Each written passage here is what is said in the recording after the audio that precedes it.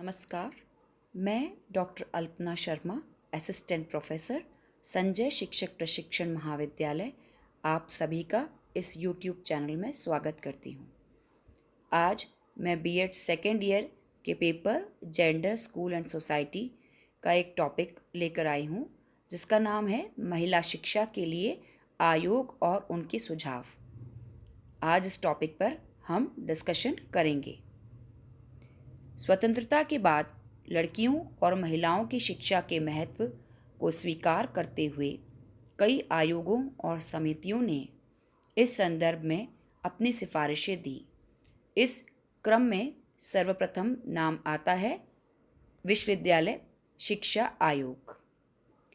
यह आयोग डॉक्टर सर्वपल्ली राधाकृष्णन की अध्यक्षता में गठित किया गया। इसकी सिफारिशें इस प्रकार हैं। कॉलेज में प्रवेश की आयु लगभग 18 वर्ष हो। कॉलेज में सहशिक्षा होनी चाहिए। महिलाओं को पुरुषों के समान शैक्षिक अवसर प्राप्त होने चाहिए। महिलाओं को उनकी आवश्यकता अनुसार शिक्षा प्राप्त होनी चाहिए। गृह अर्थशास्त्र, गृह प्रबंध जैसे विषयों को स्त्री शिक्षा में प्रावधान देना चाहिए।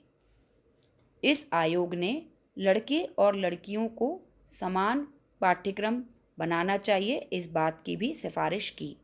और स्टूडेंट्स, इसी आयोग ने इस बात पर भी जोर दिया कि मेल एंड फीमेल स्टाफ को समान सैलरी दी जानी चाहिए। अगला आयोग है माध्यमिक शिक्षा आयोग।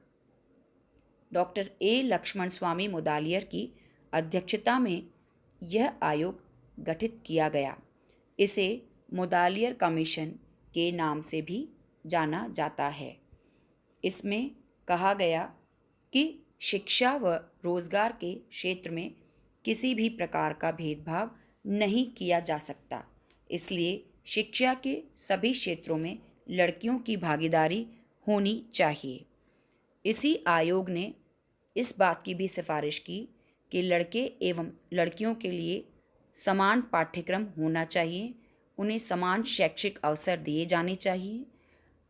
ज़रूरत पड़ने पर लड़कियों के लिए अलग विद्यालय होने चाहिए, उसमें गृह विज्ञान जैसे विषय को अनिवार्य किया जाना चाहिए।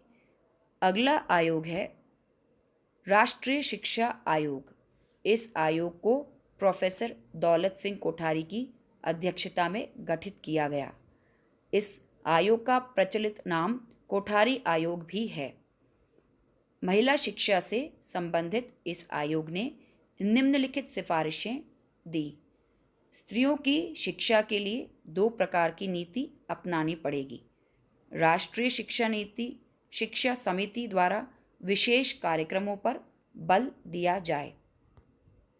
सभी स्तरों पर एवं सभी क्षेत्रों में शिक्षा के सुधार और विस्तार के समान कार्यक्रम लड़कियों की शिक्षा में शामिल किए जाएं।